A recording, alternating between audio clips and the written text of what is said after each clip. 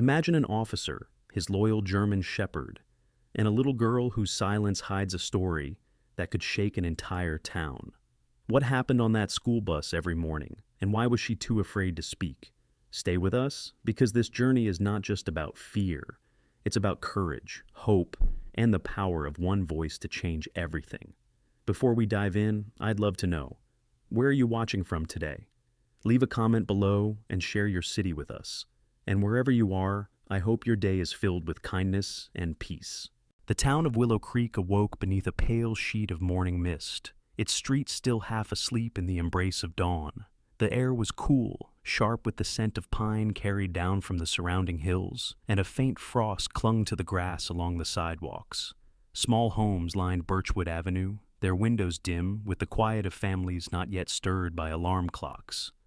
A thin drizzle from the night before had dried into dew, sparkling faintly against the cracked asphalt.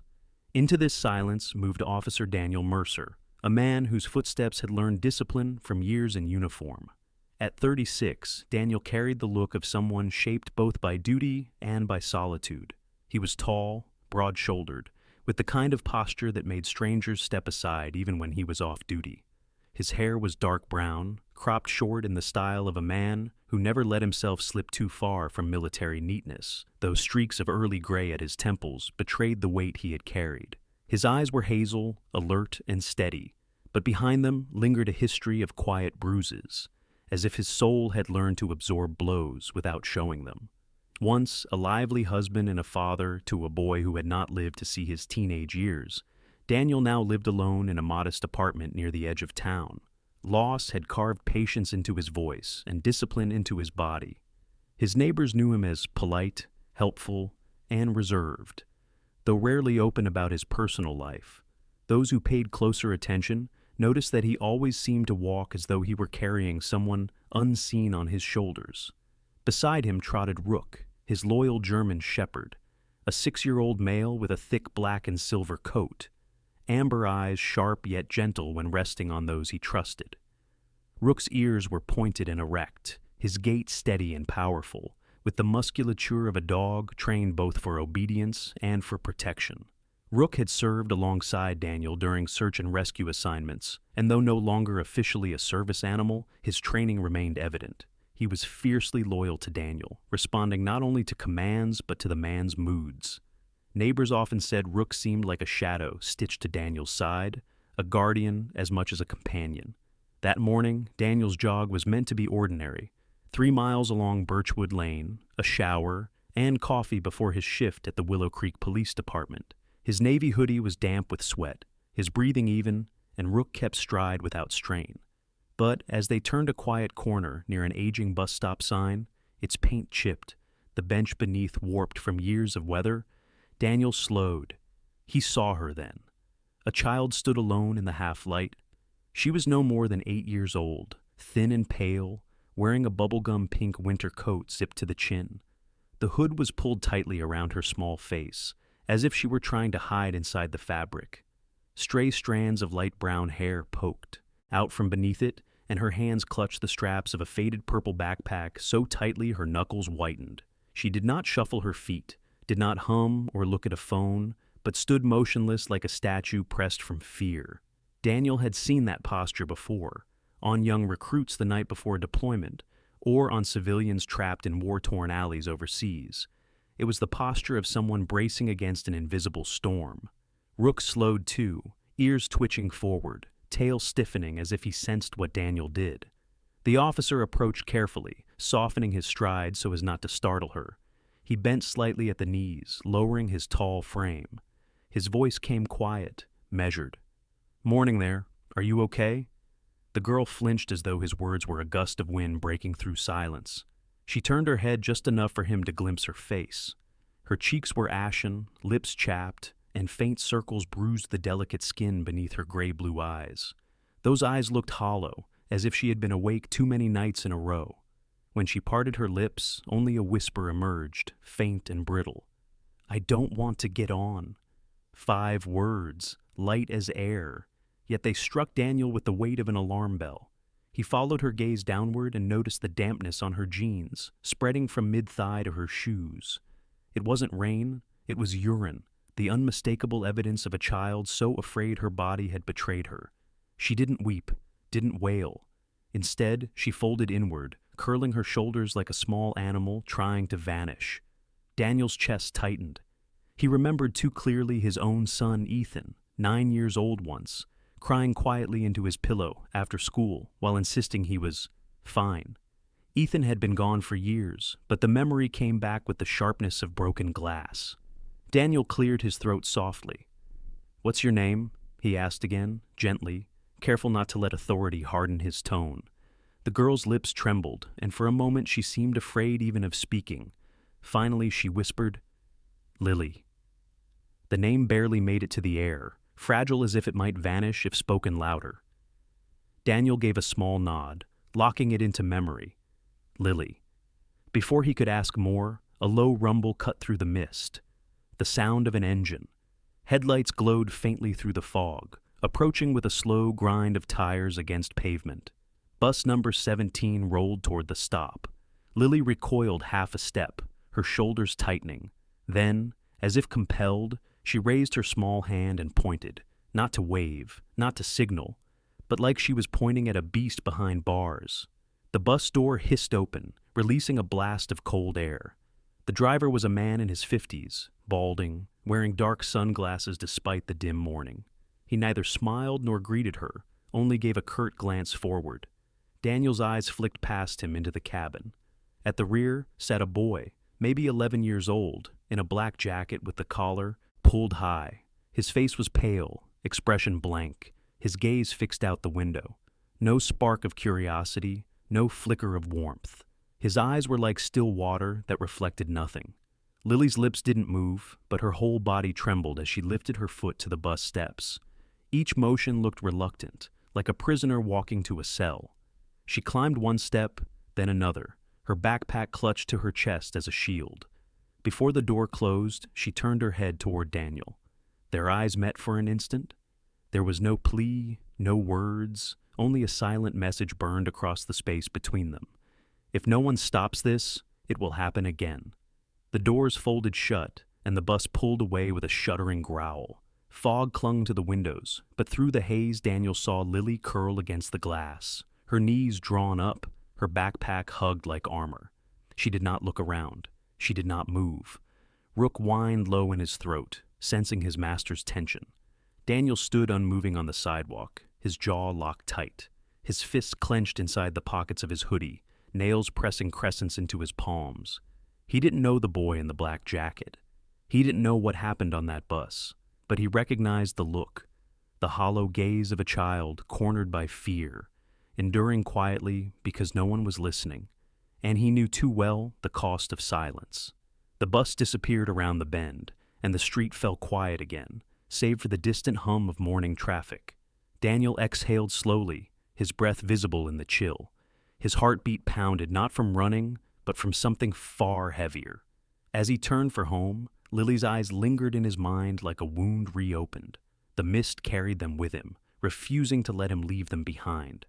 Rook padded at his side, his amber eyes glancing up at Daniel with canine intuition as if to say, "We both saw it, neither spoke, but both understood." Something had just begun.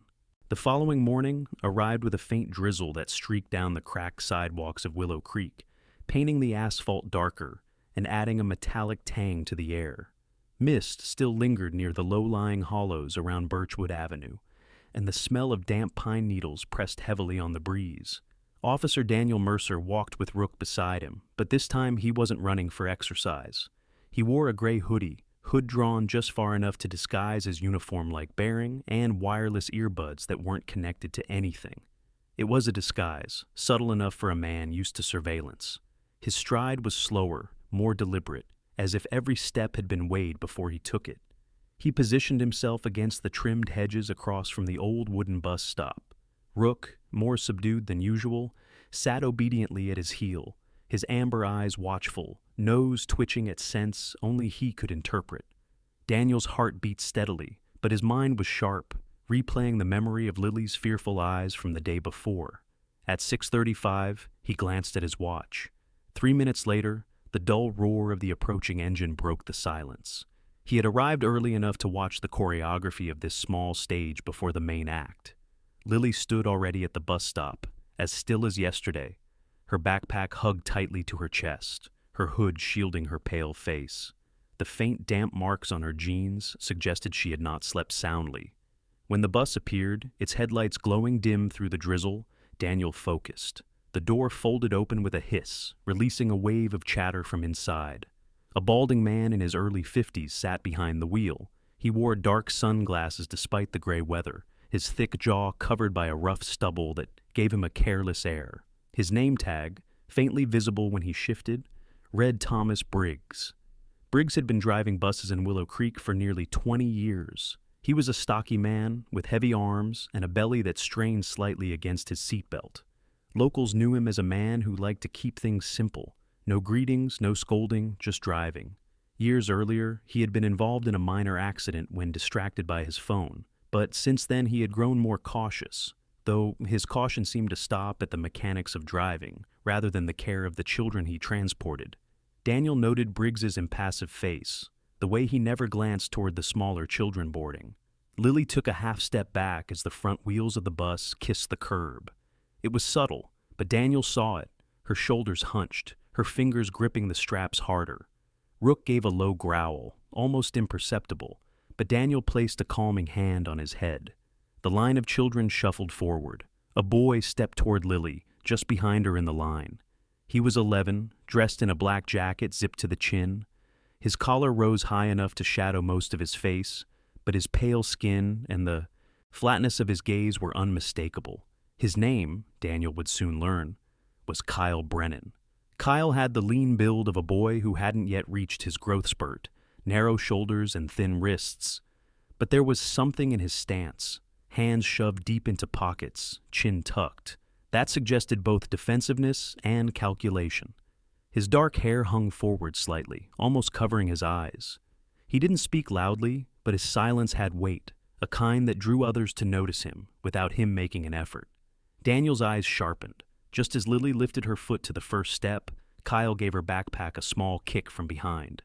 It wasn't enough to knock her over, but it made her stumble forward, clutching harder at the straps. She didn't turn to look at him, didn't say anything, only climbed onto the bus more quickly, head lowered as if disappearing inside herself.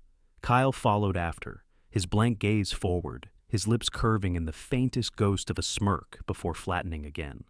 The door closed with its mechanical hiss, and the bus rumbled down the road. Through the fogging window, Daniel caught a glimpse of Lily curled in her seat near the back, her knees drawn up, backpack clutched like armor. No one else looked at her. It was as if she didn't exist to the world inside. Daniel's hands clenched inside his sweatshirt pocket, nails digging into skin. Rook barked once sharply, the sound cracking through the drizzle before Daniel hushed him with a quiet word. But the dog's hackles remained raised, his instincts as certain as his master's. Daniel pulled his phone from his pocket and opened the Notes app. His thumb trembled slightly as he typed, "Black jacket, about 11 years old, bus 17. He paused, then added, "Name Kyle," heard other boys say it. He saved the note, staring at the empty stop as silence settled once more. His memory drifted back, uninvited, to a younger Daniel in 4th grade, locked inside the school gym while older kids threw basketballs at him. He had lied to his teacher about the blood on his lip, saying he'd fallen. The memory pressed on his chest like an old scar touched raw. He had survived, but survival had come with a cost. He thought of Ethan again, his boy, and swallowed hard against the rising weight in his throat. Rook pressed his muzzle against Daniel's thigh, sensing the turbulence within his master. Daniel absently scratched behind his ears, whispering, "Good boy," as though reassuring them both. Later that morning, after showering and dressing in his police uniform, a navy patrol coat, dark tactical pants, boots polished out of habit, Daniel stopped by the local diner for coffee. The Willow Creek Diner was a narrow building with vinyl booths that creaked when you sat down, and a bell over the door that chimed too loudly. Inside, the smell of fried bacon clung to the air. Behind the counter stood Sarah Collins, the diner's owner. Sarah was a woman in her mid-40s, tall and lean with sharp cheekbones and streaks of gray running proudly through her dark red hair. She wore her apron like armor and moved with the briskness of someone who had weathered storms. Years ago, Sarah had lost her husband in a logging accident, and since then she had raised 2 teenage sons alone while keeping the diner afloat. The loss had carved resilience into her, making her quick to notice pain in others, though she often cloaked her empathy beneath sarcasm and a matter-of-fact tone. "Morning, Officer Mercer," she said, pouring him coffee without asking. Her voice carried a gravelly warmth, like someone who smoked in her youth but had since quit. Daniel nodded in thanks, sliding into a booth with Rook sitting patiently by his side, his thick fur damp from the drizzle. Sarah glanced at the dog and smiled faintly. "Still your shadow, huh? He looks ready to bite a storm cloud in half." Daniel allowed the faintest twitch of a smile. "He saw something yesterday. We both did." Sarah raised an eyebrow but didn't pry. She simply set down the coffee pot and said, "Be careful what you carry, Daniel. Some burdens don't get lighter when you hold them alone." He sipped the coffee, letting the bitter warmth ground him. Outside the diner window, the bus stop wasn't visible, but in his mind it lingered like a scar etched into the morning mist.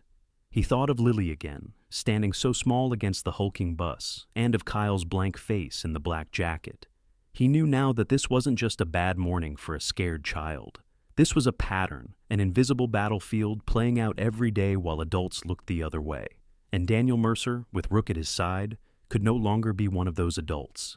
By Thursday, the drizzle had passed, leaving the streets of Willow Creek glistening under a thin, late autumn sun. The air still carried dampness, though the sky shone a washed-out blue above the rooftops. Maple leaves, curled and browning, clung to gutters and danced faintly when the wind stirred. Officer Daniel Mercer guided his patrol car slowly down the narrow lane that led to Willow Creek Elementary. Rook rode in the back seat, head lifted, his black and silver fur catching flecks of sunlight. Daniel's jaw was tight with resolve. He had watched enough. Today he would step through the doors of the school, no longer a bystander at the curb. The school sat at the edge of town, a brick building from the 1960s, whose facade had been patched more than once with uneven coats of paint. An American flag rippled faintly out front, beside a signboard with cheerful plastic letters spelling, "Kindness is contagious." The message struck Daniel with irony. He parked, took a breath, and walked through the glass doors with Rook at his side, the dog moving like a silent sentinel. Inside, the front office smelled faintly of paper, disinfectant, and burnt coffee. Behind the reception counter sat Margaret Hill, the school secretary, a woman in her late 50s with tightly permed blonde hair and a pale cardigan dotted with embroidered sunflowers. Her glasses hung from a chain around her neck. Margaret had the demeanor of someone who valued routine and order above all else, the type who measured days by forms filed and bells rung. She looked up, blinking behind her lenses as Daniel approached. "Good morning," Daniel said, steady. "I need to speak with the principal about a student's welfare." Margaret hesitated, eyes flicking to Rook, whose ears pricked forward but whose body stayed composed. "And you are?" she asked, voice polite but cautious. Daniel slid a manila folder across the counter. Inside were enrollment papers he had drafted the night before, documents that named him as the temporary guardian of one Lily Dawson. He wasn't proud of the forgery, but he had long since learned that sometimes doors opened only when one claimed an authority greater than mere concern. "Uncle," he answered, "on her mother's side. My name's Mercer." Margaret glanced at the folder, her expression smoothing into acceptance almost by reflex. "Principal Reyes is in her office. Please wait a moment." She disappeared down the hall. Daniel adjusted his stance, Rook pressing lightly against his leg as if offering solidarity. Soon, Margaret returned and waved him through. The principal's office was larger than expected, walls lined with diplomas and photos of smiling students at field days and graduations. Behind a polished oak desk sat Linda Reyes, a woman around 50 with streaks of silver in her black hair, coiled into a bun at the nape of her neck. She wore a charcoal blazer, her posture upright, her expression composed, but distant, like someone accustomed to balancing sympathy and bureaucracy. Her dark eyes, shielded by square glasses, studied Daniel as if weighing every syllable before he even spoke. "Mr. Mercer," she said with practiced courtesy. "Please, sit. Margaret tells me you're concerned about your niece." Daniel sat but kept his spine rigid. Rook settled by his boots, amber eyes fixed forward. "Yes," Daniel said. "Lily's been showing signs of fear at the bus stop. Severe fear. I've seen it with my own eyes. She recoils when the bus arrives, and I've observed one older student deliberately targeting her." Reyes's hands folded neatly atop the desk. "Our transportation services are closely monitored. We have experienced drivers. The school has not received any official complaints or reports." Her words were smooth, too smooth, like a script she had spoken before. Daniel leaned forward. "Reports don't always come when children are scared into silence. I know the look of someone carrying fear too heavy for their age. Lily is carrying it every morning." Reyes tilted her head slightly, her face unreadable. "Children adjust to new environments in different ways. Anxiety is not uncommon." Daniel bit back the sharp retort rising in him. He had worn the same face once, telling his own mother he was fine, while bruises bloomed beneath his shirt. He inhaled slowly, steadying himself. "Then, perhaps you can connect me with her teacher, someone who sees her every day." The silence that followed was brief but pointed. Reyes finally inclined her head. "I'll ask her homeroom teacher to speak with you." 10 minutes later, a younger woman stepped into the office carrying a clipboard and a folder of papers. Brooke Ainsley was in her early 30s, with neatly tied auburn hair, a smattering of freckles across her pale cheeks, and soft green eyes that hinted at both warmth and worry. She wore a navy cardigan over a floral blouse, professional yet approachable. Brooke carried herself with careful politeness, but there was a nervous energy in the way she adjusted the stack of papers against her chest. "Mr. Mercer?" she asked gently. "Yes," Daniel said. Brooke sat opposite him, glancing briefly at Rook, who thumped his tail once against the floor, sensing the newcomer's unease but not hostility. "I'm Lily's teacher," Brooke said. "Second grade. She's a bright child, gentle, thoughtful. She used to talk often about little things, bugs she found at recess, books she liked from the library. But lately," she hesitated, eyes darting toward Principal Reyes, who remained impassive at her desk. Then Brooke lowered her voice. "Lately, she's gone silent. She doesn't raise her hand. She avoids group activities. Yesterday, when I opened her notebook, I found something troubling." She slid a sheet of paper across the desk. Daniel's gaze fell on a child's, drawing scrawled in pencil. It showed a bus shaded dark gray, with stick figures inside. One figure was drawn twice the size of the others, faceless, looming. Beside it sat a smaller figure curled tight, knees pulled to chest. At the bottom, shaky letters spelled, "If I tell, Mom will have an accident like Dad." Daniel felt his chest constrict. He closed his eyes briefly, then looked at Brooke. Her lips were pressed thin, her knuckles white against the edge of her clipboard. "Have you spoken to her?" Daniel asked softly. "I tried," Brooke said. She just shook her head, and when I pressed gently, she whispered, "I'll stay quiet." Her voice broke faintly before she steadied it. Principal Reyes cleared her throat, her voice precise. "We must be cautious about drawing conclusions from a child's drawings. Children express themselves in dramatic ways sometimes." Daniel's gaze cut to her, sharp. "Sometimes drawings are the only safe way they have to tell the truth." For a long moment, silence stretched, heavy as stone. Then Reyes shifted her eyes back to her paperwork, her face a mask. Brooke's green eyes flicked toward Daniel, as if silently pleading that someone else finally see what she had been too afraid to force into words. When the meeting concluded, Daniel stepped out into the schoolyard. The bell rang, releasing children into recess. Their laughter echoed across the yard, shrill and carefree. But at the far corner, he spotted Lily sitting alone on a bench, her hood still pulled up, though the day had grown warmer. She held her backpack tight, her gaze fixed downward, her small figure set apart from the whirl of play. Rook tugged lightly at the leash, ears angled toward the girl. Daniel exhaled slowly, his chest burning with determination. The notebook drawing still seared in his mind. Each shaky line, a cry no one had answered. He knew now the fight had only begun. The evening fell over Willow Creek with a copper-colored sunset that turned the rooftops into silhouettes against the sky.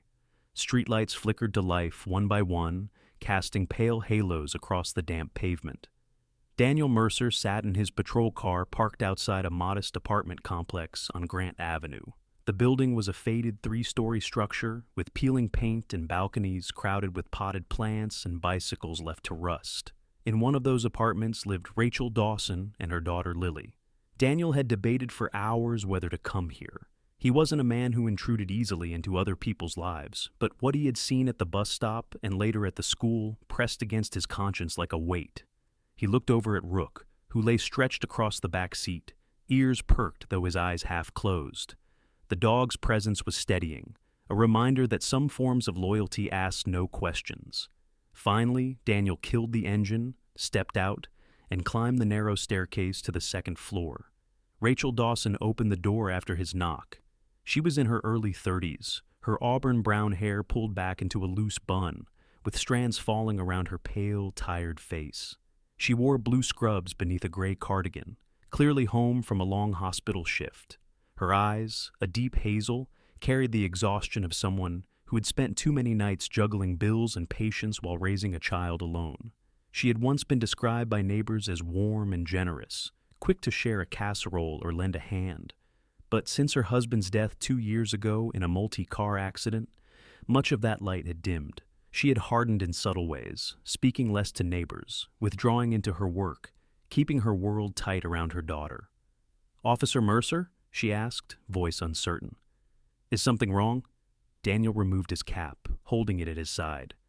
"Nothing official, Rachel." "May I come in? It's about Lily." Her shoulders stiffened, a mother's instinct flaring between caution and fear. She hesitated a moment, then stepped aside. The apartment was small but tidy, almost too tidy. A narrow kitchen opened into a living room with a worn sofa and a coffee table stacked with unopened mail. The air smelled faintly of disinfectant mixed with lavender detergent. On the wall hung a single-framed photo of a man in a mechanic's uniform, her late husband, James Dawson, smiling broadly with Lily perched on his shoulders. "Please," Rachel said quietly, gesturing toward the sofa. She perched on the armchair across from him, folding her hands as if bracing herself. "What about Lily?" Daniel sat forward, his voice low and steady. "I've seen her at the bus stop.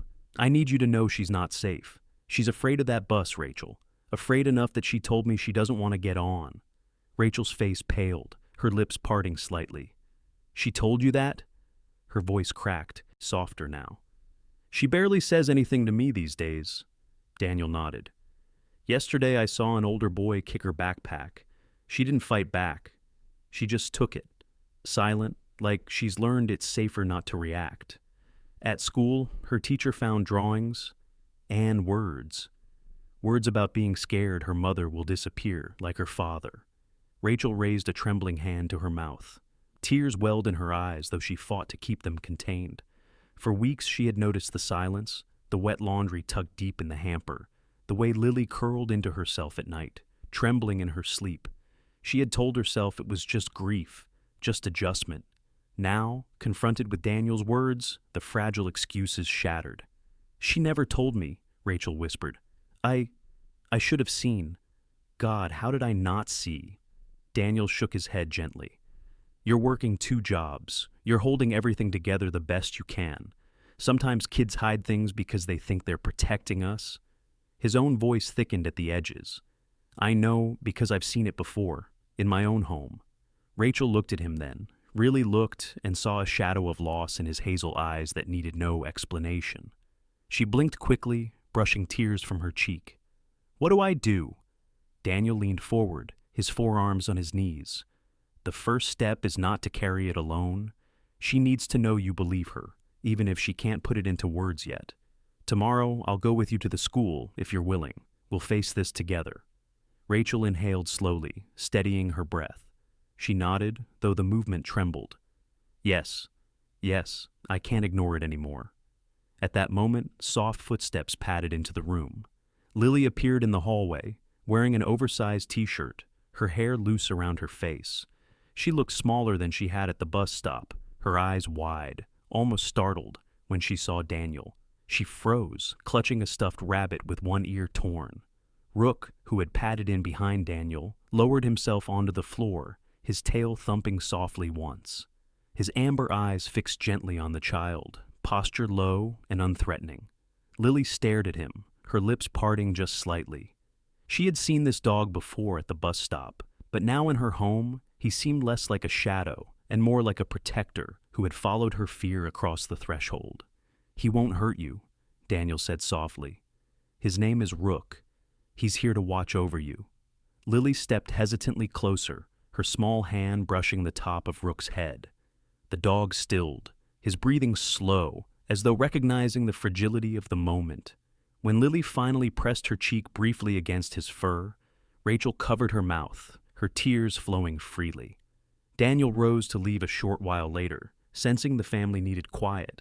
Rachel walked him to the door, her hand gripping the frame as though steadying herself against invisible weight. "Thank you," she said, voice raw, "for seeing what I didn't." Daniel placed his cap back on, meeting her eyes firmly. "You see now. That's what matters." Outside, the night air was crisp, carrying the distant hum of traffic. Daniel exhaled slowly, his breath curling into mist. He felt Rook press close to his leg, the silent promise of companionship. Above them, the lights of Willow Creek flickered against the dark. He knew the path ahead would not be simple, but for the first time, Rachel Dawson had stepped into the truth. And for Lily, perhaps that was the beginning of safety. The following morning, the sky above Willow Creek was pale and cloudless, the kind of cold autumn light that seemed to wash color out of the world. The parking lot at Willow Creek Elementary was already buzzing with cars dropping off students. Daniel Mercer parked near the end, his police cruiser standing out among the family sedans and minivans. Beside him, Rachel Dawson stepped out of her modest silver hatchback, clutching her handbag like a shield. Her scrubs were traded this time for a simple gray sweater and jeans, her auburn hair loosely tied back. Her face bore the strain of little sleep, but her hazel eyes carried something new, a fragile determination. Lily walked beside her mother, hood pulled up again, her small hand clinging to the strap of her backpack. Rook padded faithfully at Daniel's side, his fur gleaming in the morning sun, eyes sharp as if he too knew what they had come here for. Inside the building, the fluorescent lights hummed overhead. Margaret Hill, the sunflower cardigan secretary, glanced up from her desk and raised her eyebrows at the sight of them together. But when Daniel gave his name and requested a meeting with Principal Reyes, she simply nodded and picked up the phone. Within minutes, they were ushered into the principal's office again. Linda Reyes sat behind her desk, her posture stiff, lips pressed into a practiced line. Today she wore a navy blazer, her bun pinned so tightly that it seemed no strand dared move. Rachel held herself carefully, folding her hands in her lap when she sat, but her knuckles whitened as if holding herself together required force. Lily slid into the chair beside her mother, pulling her hood lower, her eyes cast toward the floor. Rook lay at Daniel's feet, silent but vigilant. Daniel cleared his throat. "We're here because the situation on Bus 17 cannot be ignored. I request you pull up the security footage. Lily deserves to be seen." Reyes adjusted her glasses, her expression unreadable. "Mr. Mercer, as I explained, transportation safety is monitored. We cannot act on hearsay." Rachel's voice broke through, trembling but firm. "Then don't take our word. Show us the truth, please." There was a silence in which the hum of the lights felt deafening. Finally, Reyes pressed the intercom, her tone clipped. "Send Mr. Cunningham from tech support with the Bus 17 camera files." Minutes later, the door opened to admit Greg Cunningham, the school's IT specialist. He was a man in his early 40s, lanky and slightly stooped, with thinning blonde hair and wire-rimmed glasses perched low on his nose. He carried a laptop under one arm and smelled faintly of coffee.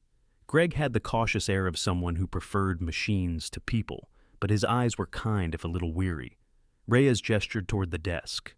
"Play it." Greg plugged in the laptop and turned the screen toward them. The footage, grainy at first, sharpened as he adjusted. Settings. The timestamp blinked in the corner. They watched as the bus door opened, children shuffled on, and then Lily appeared, small, fragile, clutching her backpack like armor. As she stepped forward, Kyle Brennan appeared just behind her. With deliberate precision, he stepped back into her path, causing her to slam into the metal edge of a seat. Lily staggered, almost falling, her backpack slipping. Kyle yanked it from her hands, slammed it against the seat, and tossed it into the aisle. Then, with a casual cruelty, he nudged her ankle with his foot, enough to make her recoil instinctively. Rachel gasped, covering her mouth, tears spilling instantly. Her body folded forward, as though struck by an invisible blow. Daniel's jaw clenched, his fists pressing against his thighs. Even Rook let out a low growl, the sound vibrating in his chest. On the screen, Lily picked up her backpack silently, hugged it to her chest, and walked to the far back seat alone. The bus driver never looked back. The rest of the children carried on, loud and indifferent, as though nothing had happened. The video ended in chilling ordinariness. Rachel sobbed softly, her shoulders shaking. She endured this every morning, and I never knew. Her voice was raw, stripped of all pretense. Daniel leaned closer, his voice low but steady. This isn't your failure, Rachel. It's theirs. The silence of every adult who looked away. Greg looked down at his keyboard, his face pale. Even he seemed shaken by what the footage revealed. This isn't the first clip like this, he admitted reluctantly. There are several days' worth. Reyes closed her eyes briefly, then opened them, her face a mask of control. We'll begin an internal review immediately, she said, though the edge in her voice sounded more defensive than resolute. Rachel turned sharply toward her grief sharpening into anger. My daughter has been coming home broken, hiding wet clothes, screaming in her sleep. And you talk about an internal review? She needs protection now, not later, not after paperwork. For a moment, Reyes's mask faltered. She looked at Lily, who remained hunched, silent, the hood shadowing her face. Something unreadable flickered across the principal's expression before she looked back at her desk. Daniel stood, the authority of his years in service and his badge resonating in his stance. This child has been living in fear. I've buried a son because people dismissed warnings until it was too late. I will not bury another. You have the evidence. What you do with it now determines more than your school's reputation. The silence that followed was heavy, filled only by Rachel's uneven breaths. Finally, Reyes nodded once, curt. I will call the Brennans in, and I will ensure the board is aware. The meeting ended, but the impact lingered. Outside, Rachel leaned against the brick wall of the school, her eyes swollen, her breath shaky. Daniel stood nearby, his hand resting lightly on her shoulder, grounding her. Rook pressed against Lily, who finally lifted her head enough to bury her small hands in his fur. The German shepherd stood like a fortress, absorbing her trembling without judgment. For the first time, Lily's whisper reached her mother's ear. I'm sorry, Mom. Rachel knelt immediately, pulling her daughter close. No, sweetheart. You have nothing to be sorry for. I'm the one who should have seen. Daniel looked at them, his chest tightening. In that fragile embrace of mother and daughter, he saw the raw wound of silence breaking open at last. The video had spoken where words had failed, and now there was no turning away. The conference room at Willow Creek Elementary smelled faintly of old coffee and recycled air, its windows sealed shut against the chill October breeze. Fluorescent lights buzzed overhead, reflecting off the polished linoleum floor. A long rectangular table occupied the center, surrounded by plastic chairs too small for the weight of the grown-ups filling them. Daniel Mercer stood near the front, his uniform pressed, his presence sharp against the dull surroundings. Beside him, Rachel Dawson sat stiffly, her hands twisted in her lap. Lily remained outside with Rook and a teaching aide, though Daniel could feel her absence pressing against him like a shadow. At the head of the table sat Principal Linda Reyes, her blazer crisp, her expression guarded. To her right stood Miss Brooke Ainsley, the young teacher, holding a stack of folders close to her chest. Brooke's auburn hair had loosened slightly from its bun, strands curling around her face, and her green eyes betrayed unease despite her silence. Behind them, Greg Cunningham, the IT technician, had set up the grainy bus footage on a projector, though, for the moment, the screen was blank. The door opened, and Kyle Brennan's parents entered. They carried with them an air as heavy as the room itself. Richard Brennan, Kyle's father, was a tall man in his mid-40s with neatly combed dark hair and the rigid posture of someone accustomed to command. He wore a tailored gray suit and crimson tie, his jaw square, his expression stern and self-assured. Richard was a businessman in real estate, known in Willow Creek for his success and his tendency to remind others of it. His voice had the clipped edge of a man used to giving orders and being obeyed. Beside him walked Elaine Brennan, Kyle's mother. She wore a black velvet dress and pearl earrings. Her blonde hair swept back into a severe bun. Her lips were painted a sharp red, pressed tightly together as if holding back disdain. Elaine had the cool demeanor of someone who valued appearance above substance. To her, reputation was armor, and she wielded it as fiercely as any weapon. Together, they exuded power, walking into the room as though it belonged to them. Other parents sat along the sides, whispering quietly. Some leaned forward with curiosity. Others avoided eye contact altogether. The atmosphere carried the hush of a courtroom more than a school meeting. Principal Reyes cleared her throat. "We are here to discuss troubling reports regarding Bus 17. Allegations of bullying have been raised, and evidence will be reviewed." Richard Brennan interrupted before she could continue. "Allegations?" His voice cut through the room. "I was told this was about some misunderstanding. My son has never been accused of such behavior." Rachel's hands trembled, but her voice, though shaky, rose. "Your son has been tormenting my daughter. She wakes up screaming. She hides her wet clothes. She begs me not to make her get on the bus. She is terrified." Mr. Brennan Elaine gave a sharp laugh, cold as glass breaking. "Children can be dramatic. And forgive me, but who even is your daughter? I've never heard her name mentioned until today." The murmur among the parents grew louder. One man, balding and heavyset, spoke up. "Maybe it's just kids playing a little rough. They'll work it out." A woman with short blonde hair added, "Kyle has always been polite to my son. I can't imagine him doing something cruel." Daniel's eyes swept the room, sharp and unyielding. He stepped forward, his voice steady, but carrying the weight of command.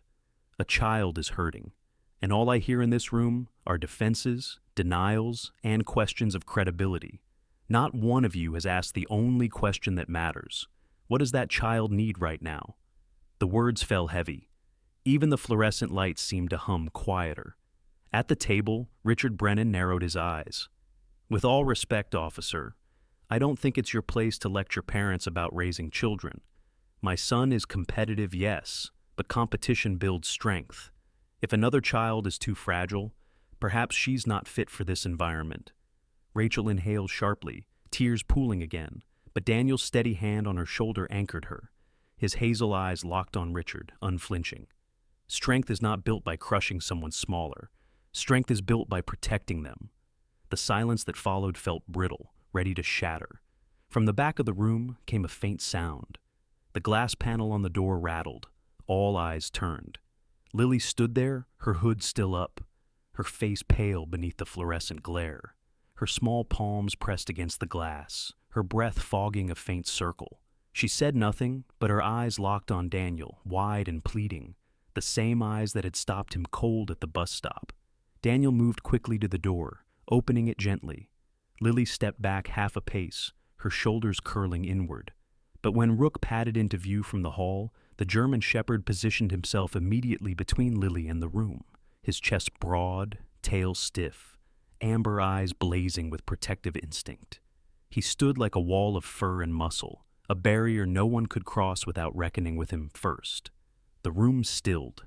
Even Richard Brennan, for all his authority, faltered slightly as the dog's steady growl rumbled low and clear. Daniel crouched, meeting Lily's eyes. "It's okay," he murmured. "You're not alone." Her lips parted, but no words came. She simply reached her small hand out, resting it against Rook's back. The dog's body softened slightly under her touch, his growl subsiding into silence, but his stance remained unyielding. Behind them, Kyle sat slouched in his chair, his black jacket collar high. His face remained blank, eyes lowered, but as Lily's gaze swept past him, cutting through the silence like a blade, something flickered across his expression. Not guilt, not apology, but confusion, as though a crack had appeared in the script he had been taught to follow all his life. His fingers clenched the hem of his jacket tightly, knuckles whitening. No one spoke for several seconds. The silence was louder than any shouting could have been. Finally, Principal Reyes cleared her throat again, softer this time. "This meeting will continue, But what has just been shown cannot be ignored. The tension broke slightly, but the line had already been drawn between those who defended silence and those who could no longer stand it. And at the center of it all stood Lily Dawson, shielded by a German shepherd and an officer who had chosen not to look away. The morning after the tense meeting, Willow Creek Elementary carried an uneasiness that clung to the walls like a fog. Teachers moved through the hallways with quiet whispers. Children sensed the tension, though no one explained it. In the playground, the usual bursts of laughter sounded forced, as though the air itself had grown heavier. Daniel Mercer returned to the school that day, not in uniform, but in plain clothes, a flannel shirt, dark jeans, boots still polished from habit.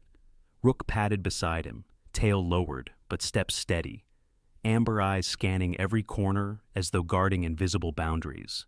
He had promised Rachel Dawson that he would not leave her to face the aftermath alone. Today, he intended to keep that promise. As he stepped into the schoolyard, he noticed Miss Brooke Ainsley standing by the recess gate, clipboard in hand. Her auburn hair was tied loosely today, strands catching in the wind, and her green eyes looked both alert and weary. She raised her gaze to Daniel, offering a small nod of acknowledgement. "Thank you for being here," Brooke said, voice hushed so as not to draw children's attention. "Since yesterday, things feel different."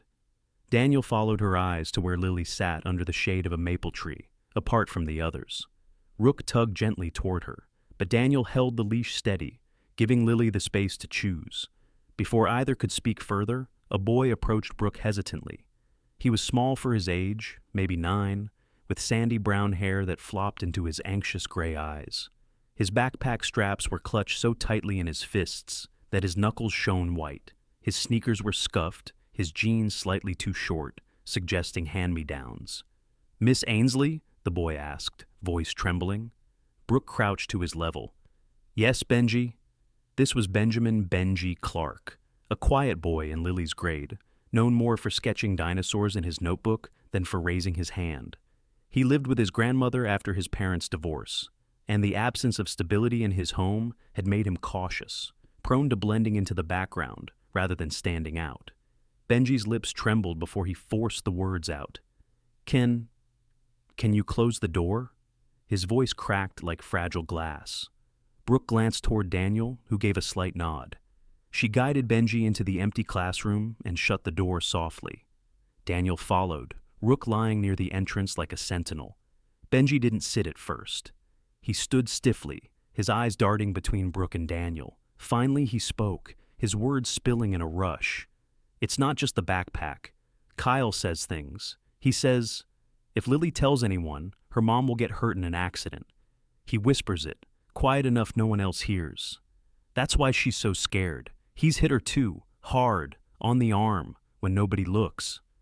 Brooke's face paled, her fingers tightening around the clipboard. Daniel's jaw clenched, his hazel eyes narrowing with controlled fury. Benji's breathing hitched, but he continued. "He used to do it to me, too. He said if I told, my mom would disappear like my dad. So I stayed quiet."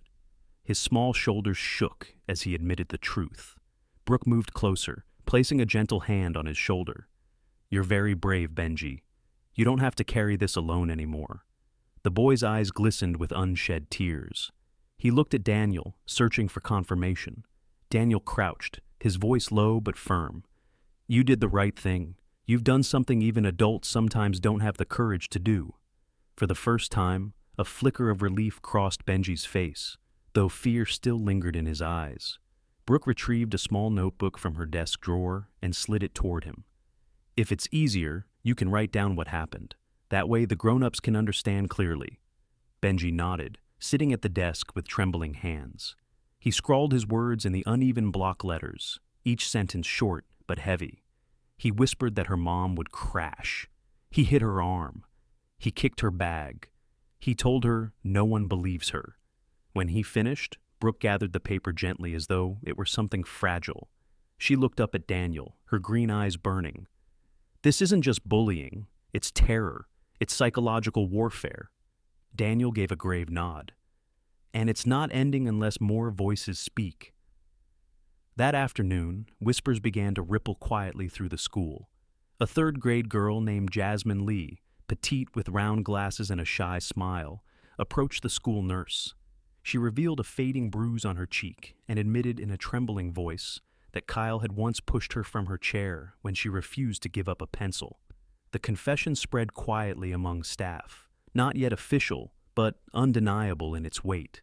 By evening, Principal Reyes found herself holding not just one report, but several. Each page carried the marks of children too frightened to speak until one boy, Benji, had broken the silence. Reyes sat at her desk with the stack before her, her polished mask slipping as the sheer gravity of what had been ignored settled over her. That night, Rachel Dawson returned to the school for a follow-up meeting. She wore the same gray sweater, but her posture had shifted, less fragile, more steeled by anger and love. Lily clung to her hand, and Rook walked beside them. Daniel was already waiting, his presence a steady wall. In the office, Brooke handed Reyes the notebook with Benji's words. Rachel read them aloud, her voice breaking. He whispered that her mom would crash. She stopped, pressing her hand against her mouth, sobs racking her body. Reyes lowered her head, her voice subdued for once. This will be taken to the board immediately. Kyle Brennan will face suspension. Rachel lifted her tear-streaked face, her voice trembling but firm. Suspension is not enough. My daughter has lived in terror for weeks. Other children have suffered too. You need to protect them, not just punish him. Daniel placed a steadying hand on Rachel's arm, then turned to Reyes. Children have shown more courage than the adults. Benji, Jasmine, even Lily. They spoke when it terrified them. It's time the rest of you did the same. The room went silent, heavy with the truth. Outside, as they left, Lily bent to Rook, pressing her face into his fur. Her voice, almost too soft to hear, whispered, "Thank you." Rook's tail wagged once, slow and deliberate, as if to say that no thanks was needed, that protecting her was not just instinct, but his purpose. For the first time, the silence around Bus 17 had cracked wide open, and from that crack, voices had begun to rise. The third-floor conference room of Willow Creek Elementary was reserved that morning, its door marked with a paper sign reading "Internal Meeting, No Unauthorized Entry." Inside, the atmosphere felt heavier than the late autumn rain, pattering faintly on the windows. At the long oak table sat a mix of faces. Principal Linda Reyes, her composure tighter than ever. Miss Brooke Ainsley with her folders stacked like armor, and Greg Cunningham, who kept his laptop open, but his eyes lowered. At one end sat Rachel Dawson, her face pale but resolute, Lily's hand clasped tightly in her own. Daniel Mercer occupied the seat beside them, his broad shoulders filling the space, his presence silent but commanding. Rook lay under the table, his head resting on his paws, amber eyes alert. For the first time, Rachel was not alone. Next to her sat Elaine Porter, a child advocacy lawyer. Elaine was in her mid-30s, petite but fierce, her curly black hair cropped short, her eyes sharp behind thin glasses. She wore a navy blazer and spoke with crisp precision, the kind of person who weighed every word but struck with them like arrows. Her reputation in town was one of tireless dedication to children's rights, a woman unafraid of schools, boards, or bureaucrats. Across from them sat Richard and Elaine Brennan with their attorney. Richard's suit was as immaculate as before, though his jaw twitched with impatience. Elaine Brennan sat rigid, her pearl earrings catching the sterile light, lips pressed into a thin red line.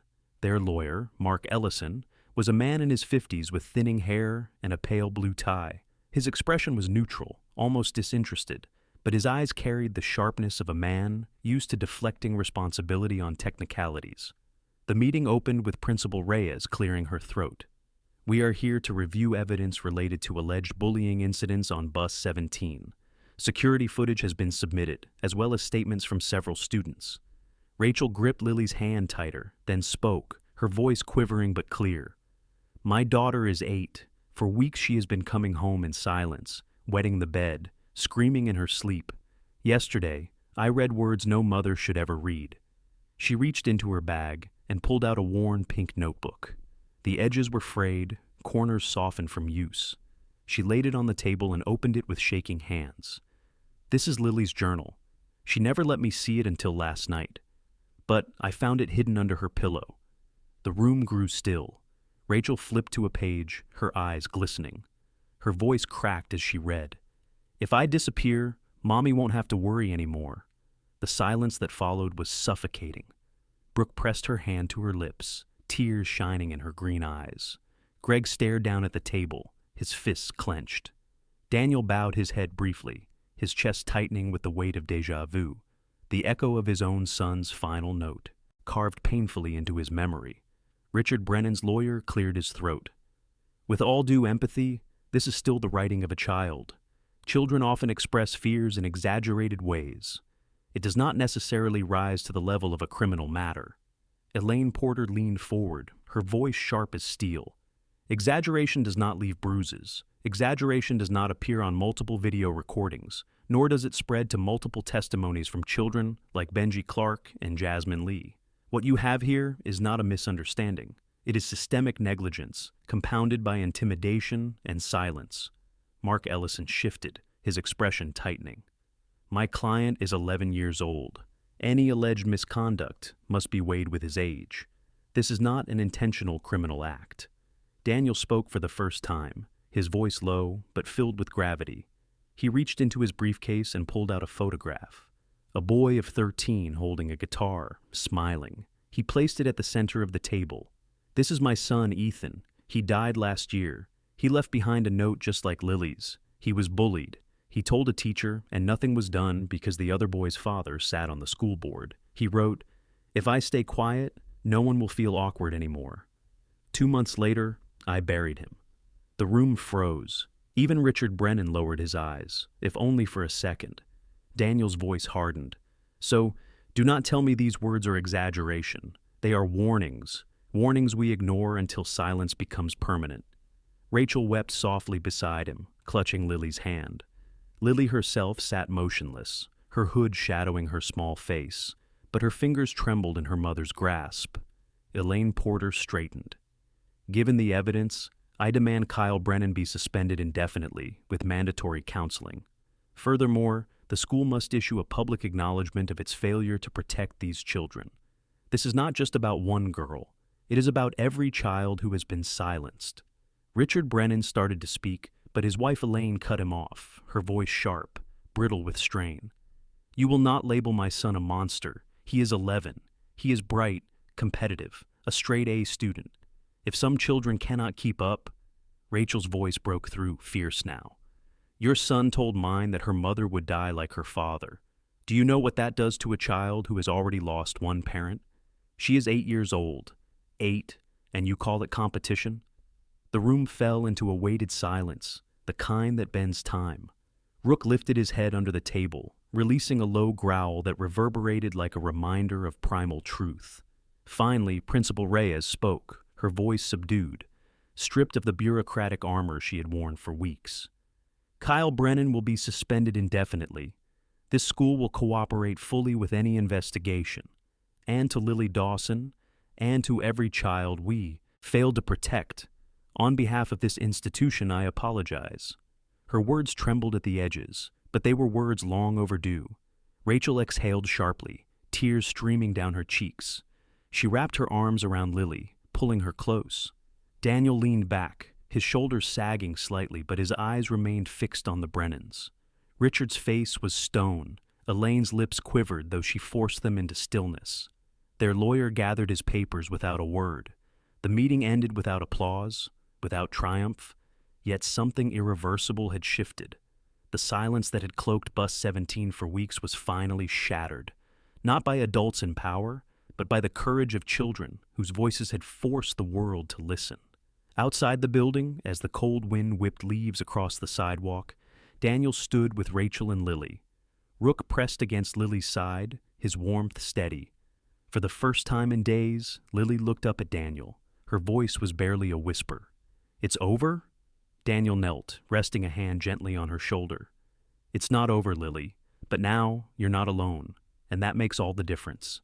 The first frost of November arrived quietly in Willow Creek, silvering rooftops and painting the grass with a crystalline shimmer. The cold air was sharp but clean, carrying the scent of chimney smoke across the neighborhood. For the first time in weeks, Lily Dawson stepped off the school bus without trembling. She wore a simple white sweater, her small backpack bouncing against her shoulders. Beside her walked Mia Torres, a girl from the class next door who had recently become her friend. Mia was 9, half a head shorter than Lily, with dark curls that framed her round face and large glasses that often slid down her nose. She had a soft smile that made her approachable, and she had been the first to offer Lily a folded paper crane at recess, telling her that shaky hands didn't matter as long as the folds carried care. The bus ride that morning had been different. Kyle Brennan's seat at the back remained empty. He had been suspended indefinitely, and though whispers followed his absence, there was no longer a shadow looming over the aisle. Lily had sat beside Mia in the middle of the bus, away from the isolation of the rear. They had whispered softly about origami animals and shared a bag of pretzels. For Lily, it had felt like breathing air not choked by fear. After classes, Rachel met Daniel at the school's main office. She looked stronger now, though the traces of exhaustion still lingered in the lines under her hazel eyes. Her auburn hair was neatly brushed, and she wore a navy jacket that gave her an air of composure. Lily ran into her mother's arms, clutching her with the simple relief of a child who finally felt safe enough to leave shadows behind. Rook padded beside them, tail wagging once in quiet greeting, his black and silver coat glinting in the weak sunlight. Inside the principal's office, Linda Reyes awaited them, with a folder on her desk. Her once stern composure had softened since the events of the previous week. There was still weight in her face, but humility had cracked through the veneer of bureaucracy. She gestured toward the folder. "A letter came this morning," she said, "from Kyle." Rachel hesitated before opening it. The handwriting was slanted, awkward but deliberate. Lily leaned against her mother's arm, eyes curious but cautious. Rachel read aloud, "I don't know how to start. That day when I saw you sitting alone, I thought hurting you would make me feel strong. But the truth is, I was scared of being weak myself. I said things I should never have said. I'm sorry. Not so you forgive me, but so you know I see now.